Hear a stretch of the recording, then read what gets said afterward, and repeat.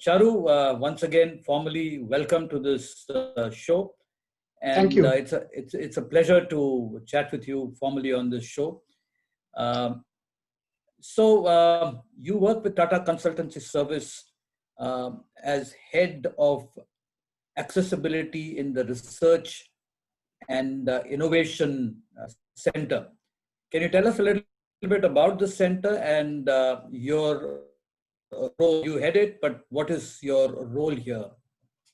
Yeah, so the Research and Innovation Center, as its name says, that it's a research division of Tata Consultancy Services, and TCS does research in the several areas. One of the area is an assistive technology and inclusive design. So that is the area which I currently head, where we do the research in the diverse technologies, which is the artificial intelligence, machine learning, robotics, augmented reality, the virtual reality, IoT, computer vision, and also the industry specific domain aspects from the accessibility perspective. And by default, how we could ensure that the technology can made available to people with challenge. So all the areas where the current technology is falling short, that is the area which we do research. So I was reading your resume, and you said that you've got 9 patents. Now, are any of these patents which are directly connected with consumer benefit, or these are basically back-end stuff? No, see, the every patent is an addition to the state of art, and some of those patents are related to the core technology. But end of the day, it basically has an impact to the end customer. So almost all these 9, the 60%, almost 6 are the customer facing, and then the 3 which is helping the IT professionals to deliver services to the customer. Are there any kind of results of your work here that you just talked about? Are there any which have directly come face to face with customers and that we might know about? Yeah, so for example, our Sugamya Pustakalay, the platform, which is the TCS Access Infinity platform, yes, is also based on one of the patent filed by me, the capability of one-click conversion, many-to-many conversion. So that capability, so you can give any document in format, traditional format like text, Word, .doc, RTF, HTML, XML, and in one click it converts into Braille, DAISY, audio, text, EPUB 3, and all those. So like that, there are several. So these are some of the things which is known to our field, which basically people are enjoying that output of those kind of innovations. So you have been with TCS for now nearly 14 years. 14 साल आप TCS के साथ रहे हैं. Right. Can you tell us a little bit about your journey where you entered TCS as a youngster and the way you progressed through it? Can you kind of give us a narrative on that? Yeah. So actually, it was a exciting and learning experience for me. So I joined TCS 14 years back as an the senior project manager at that level, and so initial period, first 2-3 years, I was part of the software developments, where very close to customers. So we are understanding the customer requirements and delivering services to the customer. And in 2010, 8, 9, 10, 9, 10, where I enter into this research unit because that was my passion and I wanted to do focus in that particular stream. And that was those 8-9 years is really very exciting for me. Lot of challenges. The the adversities because of the complexity involved in the work. But end of the day, if you see that the 10 years of research has given me immense satisfaction, where some of our inventions was path breaking, and I was able to contribute to those innovations and adding the body of knowledge into this field. So from starting from the project manager to the program manager, heading the group, and then heading the research area. It was an exciting and eventful journey for me, George. So during this journey, meaning you have been visually impaired right from the time you were about 13 years old, and kind of what as a visually impaired person, how did the company look at you? Yes. So the first experience of TCS was excellent. Means when I went for an interview, and the Mr. Jayanta Banerjee was heading the India Waste Delivery Center. He took my interview for 2.5 hours, and it was surprising to me that he has never asked me any question about my blindness, how I work, how I manage projects, how I manage team, how I commute. So it was something different experience when I interacted with him. But later on this journey, of course, there are people who has some questions in their mind about our abilities. Some people are a little bit concerned, care. So for example, when first time I have to travel to US in 2008, even my boss was a little concerned because it was my first travel from the TCS side. So they were a little skeptical that how I can travel alone or something like that. So that entire this 13, 14 years, lot of time I need to spend time in creating awareness about our abilities, what we could do independently, where we need support. And as a person, I very carefully and categorically ensured that I need to be as independent as possible, even if I need to take extra pain, and take only that support where things are impossible for me. And that particular attitude has helped me to change the mindset of my boss, my colleagues, my subordinates, and so that. But yes, means even today, 31 years of experience in professional, when we interact with an new set of people, and they don't know about us, even having accomplished the journey in a professional, people still has some thoughts about people with disability, that how they will be able to do this, can we be able to do this. Even some of the colleagues thought that can I take those bigger responsibilities.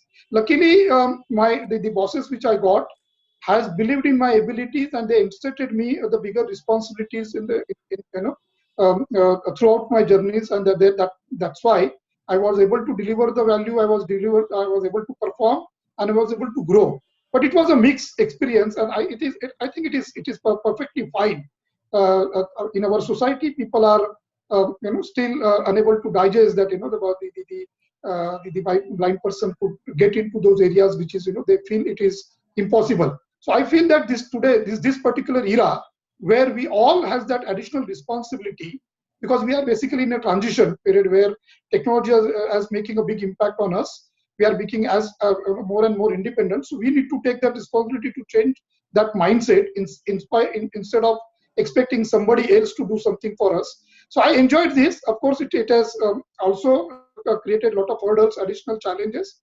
But if you look this as from the positive perspective, it has always kept me on my toes, and always basically has to focus that how I can deliver more than 100%, so that whoever is having doubt in our abilities, we could basically change that mindset and bring them all together. And so that is what I have did, and it was basically a wonderful experience altogether. Yeah, I Along just, yeah, with I'll just jump in here and ask you another question where, see, as head of research and innovation, uh, I'm sure you have a team, but you also do collaborate with various players and various teams from across the world, right? yes, And, yes. during those engagements, is there a period where you have to kind of, you're being tested by the other people about your your your ability to hold your position? Is Lot that of true? time, Raj, a lot of time. Basically, the area which we do. So research is one of the most difficult area. See, Hmm. software development, software programming is itself is an difficult task for Yeah, everyone. yeah, And then think about the disability, the blind. It is real complex. And then yeah, doing research in that space. So a lot of people, even my colleagues, the researchers, scientists, when I started the research, uh, initially they thought that I may not be able to cope up with this, or my role will remain as an just an advisory, and my meaningful contribution may not be there. hmm. So internally, inside TCS also, initially I saw that kind of feedback. I received the feedback, or the interaction having with those colleagues. I observe that the people have those kind of things. When we get into those the collaboration with external universities,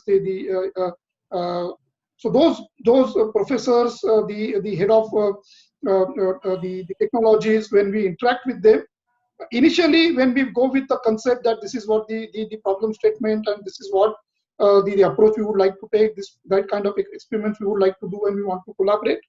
Initially, when they come to know that I'm a blind, their approach towards this with that, can I have somebody with me, what kind of team, what will be my role. So those kind of things was there initially, but Yeah, now the things has been changed.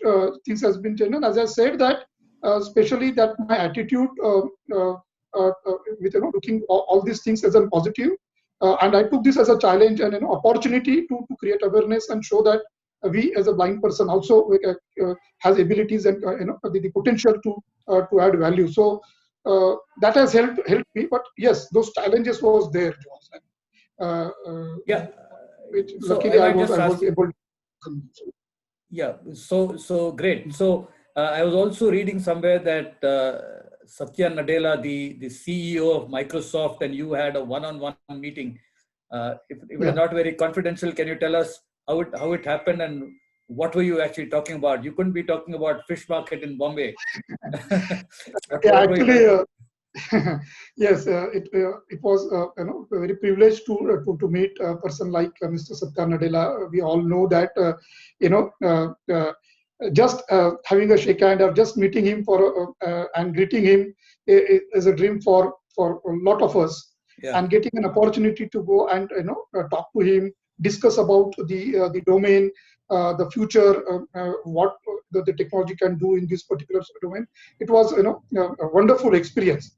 Uh, and it was a surprise for me also, the person at that level, yeah, the kind of understanding he has about the domain as an accessibility, the where technology today, what challenges, what potential at that CEO's level, having those kind of understanding, vision towards what next 5 years, 10 years, how we should look at. It was very amazing and experience for me. And we discuss about how accessibility is going to play an important role in future, not only for the people with disability, but also accessibility has a potential to impact the mainstream users. A lot of the technology advancement will become a mainstream, and along with solving the problem of people with disability, how it is going to create or transform the lives of mainstream users.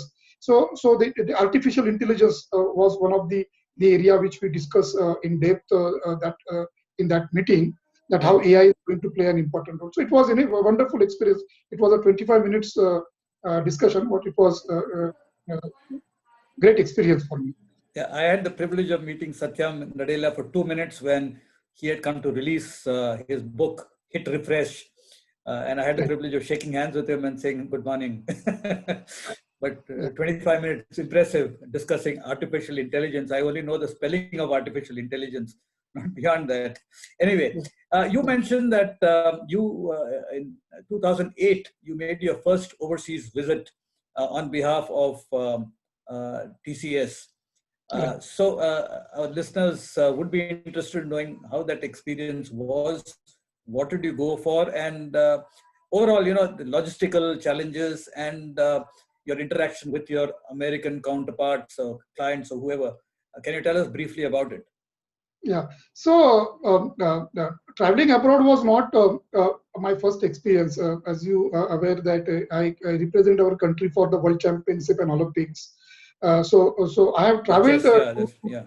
Chess. Yeah, in chess. So I traveled in Europe, but I traveled with team. So this was the first experience where I was traveling abroad alone. Using technology, as I said that I wanted to be as independent as possible, and technology has made a big difference for me.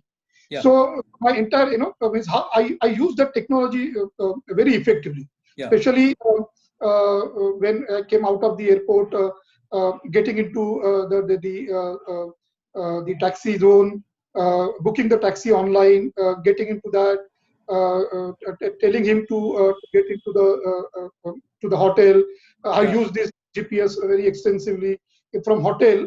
Going to the different customer offices, or going for the dinner outside surrounding areas. So I was staying in the Times Square.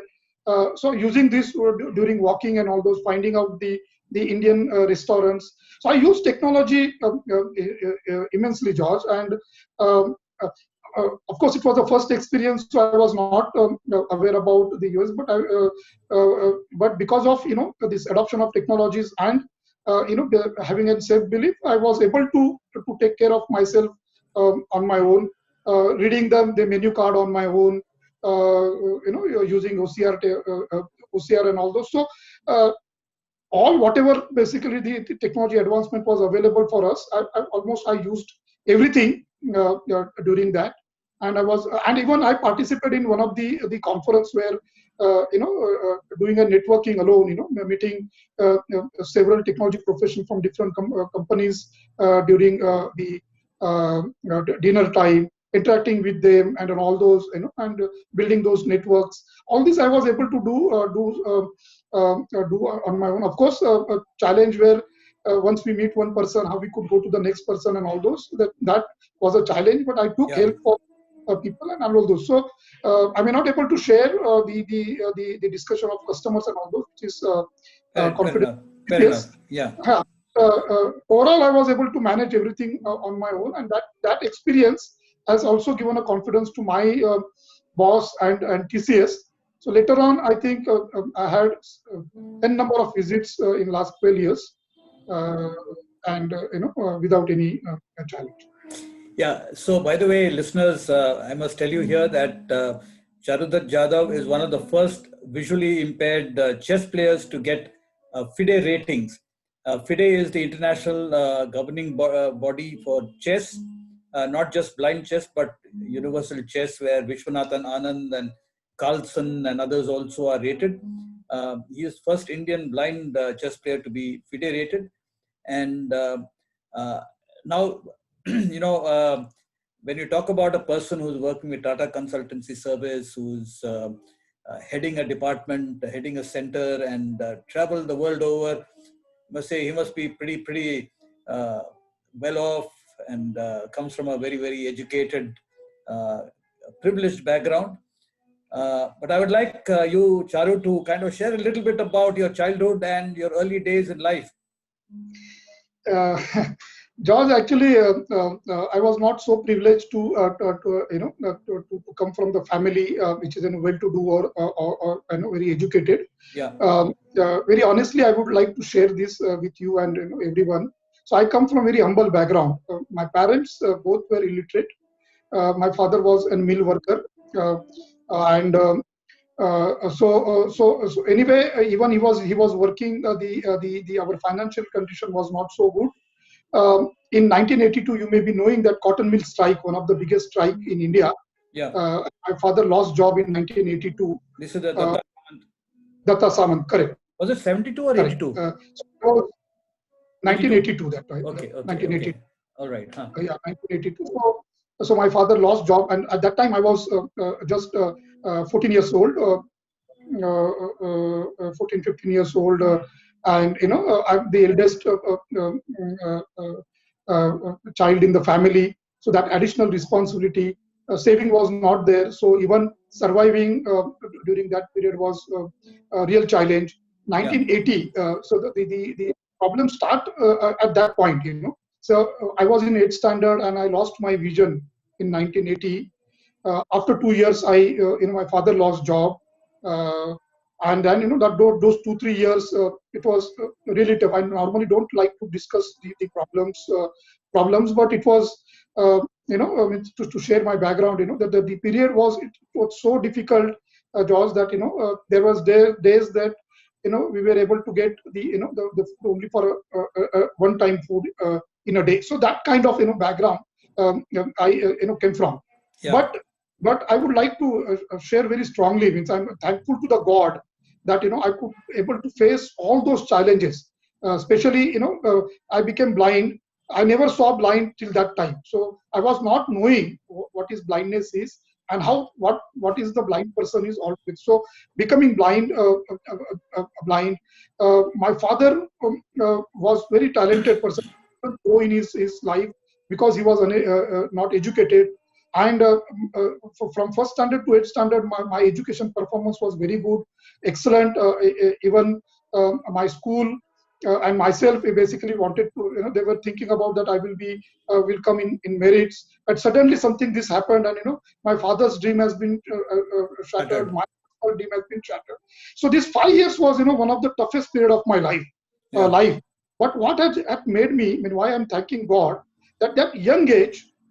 It has given me that courage to face those kind of challenges, because there was no time for me to look back, look back, and think about my blindness, think about the financial condition. Because I was eldest child, I need to take that responsibility. I need to do some work and support my family. So that has made me a very strong person, and I believe that that 5 years has given me one big learning. So when we face problems, the problems also comes with a lot of opportunities. Right. And only thing is, if we look only at the problem, we take a path which is which will not take us anywhere. But if we find the opportunities along with that and solve those problems and move ahead in the life, the sky is limit. So you could basically go. So that 5 years has made a big difference in me as a person and what I'm today, George. Yeah, so you completed your schooling and then you went to, you did your college education also. So can you give us a quick summary of how did you, as a blind person, how did you manage your studies at that point of time? Yeah, right. So first, when I became blind at 8, my father took me out from the school, and he said that. So I was not completely blind. I was left eye. I lost the 100% vision, and right eye my vision was just 30-40%. So I was able to read book, keeping the book close to my eye, means 2-inch away that way. Next to your nose. My preserve that, because I was able to do my day-to-day activities, moving around at home and all those. So he said that now nothing doing, don't go to the school, don't strain your eyes. So it was a big blow, a blow to me. My father wanted me to become a doctor. I wanted to do something for me and to not to struggle the way my father has struggled. That 6 months was struggle, and then but that inner willpower and the determination that I don't want to stop. I went to the back to the college school. School has helped me. Basically, my principal was very good, and I pursued my 9th standard and 10th standard. But that time I was not knowing how blind person studies. So I did this with great difficulty. Even in 10th standard exam, I was able to see one word and I was not able to see next word. When I was writing, my writing was going from one line to another line. That way I wrote my SSC exam. But after that, I got introduced to NAB. And then I came to know how blind person do the studies. There are readers, there are cassette players, and all those. And then I did my, then that gave me a lot of confidence. I went and completed my graduation in economics in 1989. And because my family condition was not good, I was primarily wanted to opt for the full-time job, and I got into the job. But yeah, so you started your career as a telephone operator with the Indian Bank, if I'm right, right, yeah, correct. and that's a government job, a secure job. So Yes, normally, when a blind person or anybody for that matter gets a secure job, they kind of become comfortable. But you seem to have kind of moved on. Can you tell us uh, what exactly prompted all that, and what was it that you did to actually move from being a telephone operator to a software engineer? right. Here I would like to share one more thing about me as a person. Yeah, You see, my sports career, my social career, or my professional career. One thing which has driven my life yeah, is with a purpose. So whatever I do, I was doing with a purpose.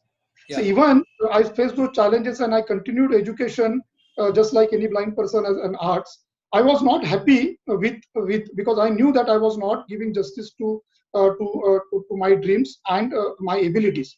right, I got those jobs because that was priority. I pursued, but immediately I get into wanted to get into a promotion. So in banks there are some exams too. You need to get that CAIIB part yeah, one, part two. So then you can get 2 years concession to get a promotion exams. So I gave two exams, promotion exams, yeah, and times I cleared those promotion exams. yeah, But unfortunately, the bank has denied me promotion. yeah, They didn't give me in writing that why they are denying. I yeah, got my written exams, but interview, I think they failed me. But I knew that that why I couldn't get those. yeah, I pursued two times, but if the bank didn't give me that promotion, and I don't wanted to end my professional career, join as a telephone operator and end as a telephone operator, or get into the officer and manager role and end my career. yeah. So then I pursued all these possible opportunities to move around, and that is why today. So today I'm here. That I didn't basically remain satisfied with what you So know.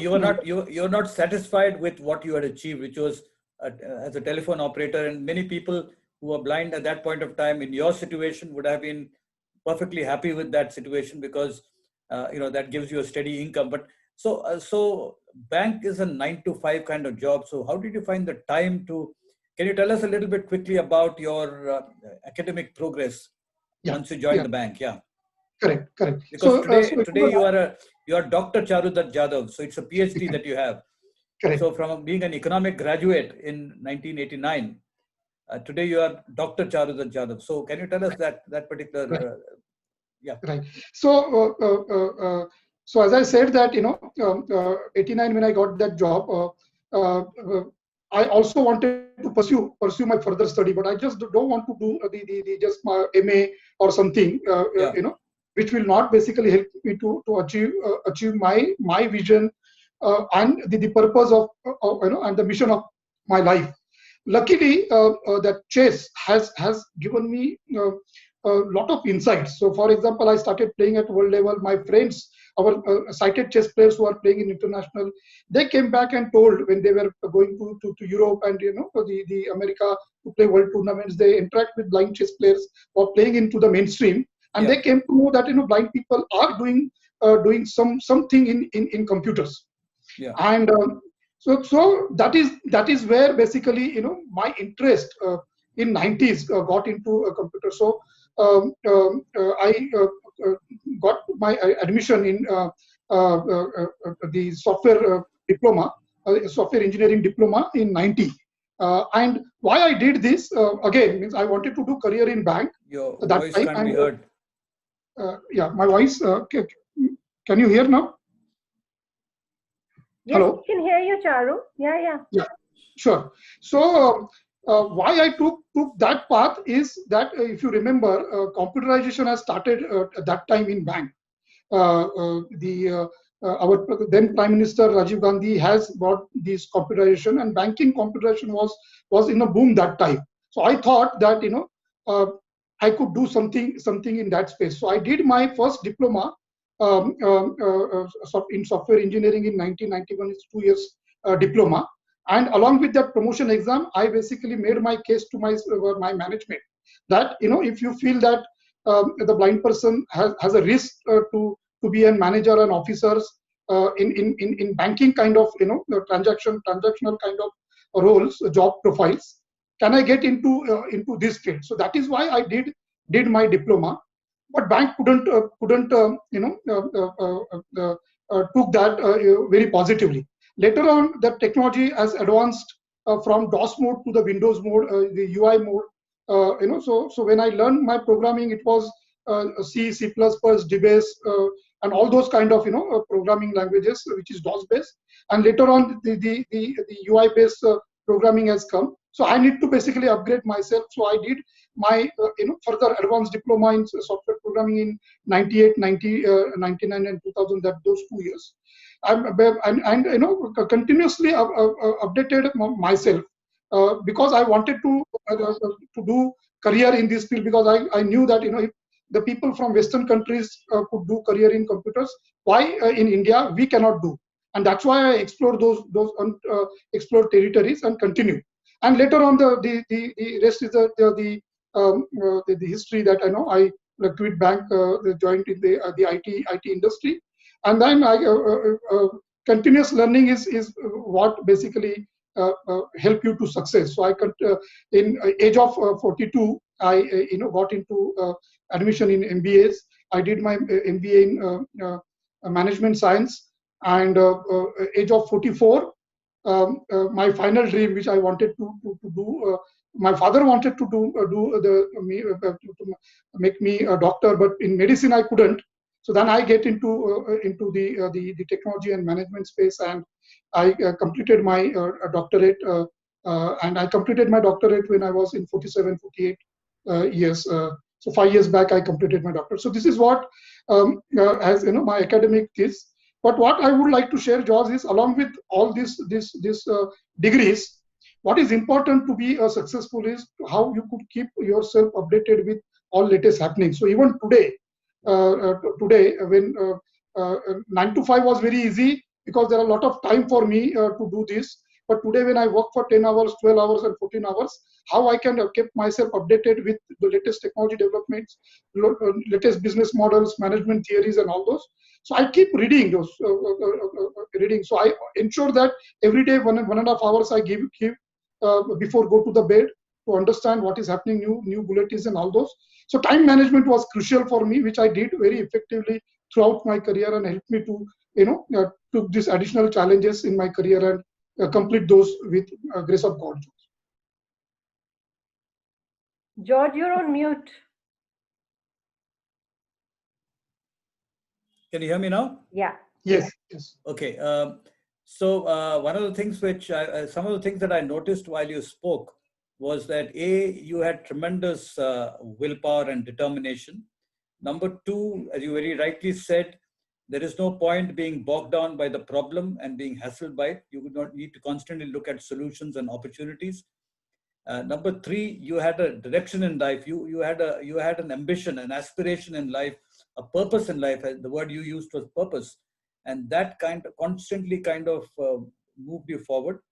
And then you were constantly adding to your qualifications. And you were just a graduate. Then after being a graduate, you got your diplomas, the advanced diplomas, and then you did your MBA. And lastly, now you've said that you believe that to be up to speed on your profession, you need to be constantly updated on what is going on in the industry, what is going on in the world. Knowledge is prime. The last question I'd like to ask you, Charu, is that you are a much married man. You got married to a colleague of yours, I believe, who was with you in the bank many years ago. And tell me a little bit about your family, about you, your wife, and your lovely daughter. Yeah. So actually, I have one daughter. My mother and my wife is in my family. My wife, I met my wife in bank, and it was a love marriage. She's still pursuing her job in bank. In the bank, yeah. Yeah, my daughter, she has just last year completed her engineering in computer science, and now she's working, but she's also preparing for her masters. So she wants to do masters in data science, and hopefully she may also do a PhD. So that is what her career path, and this is what my family is all about. Uh, uh, uh, uh, my wife has played very critical role in my life, George. Yeah. Along with my parents, Yeah. a lot of sacrifice. If you see that you cannot achieve everything, and somewhere you need to compromise. And if I look back in my life, the area where I compromise a lot is my family life. Due to my professional ambitions, my sports ambitions, and my work in social. And that is where my wife has played a very critical role. Of course, she has supported me in my all other activities, social activities,